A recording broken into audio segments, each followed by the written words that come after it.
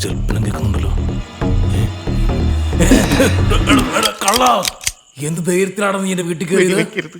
നിന്റെ പിന്നിൽ ആരാണ്? ഖുറേഷ് ഇബ്രാഹിമോ? അവനെ പണ്ട് ഓങ്ങി വെച്ചതാ.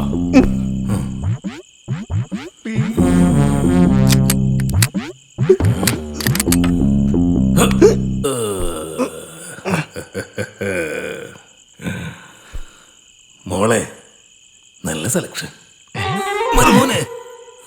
ബർത്ത്ഡേ ഗിഫ്റ്റ് ആയിട്ട് ഇതാണല്ലോ നീ എന്നെ ഒളിപ്പിച്ചു വെച്ചിരുന്നത്. എന്തായാലും മോളുടെ സമ്മാനം കൊള്ളാം. നല്ല പഞ്ഞി പുറത്ത ചേർക്കാൻ. സന്തോഷാക്കി മോളെ. ഷടോ, അതിർത്തിക്കാത്ത എന്റെ തോക്കിനിടെ അവകാശിയായി.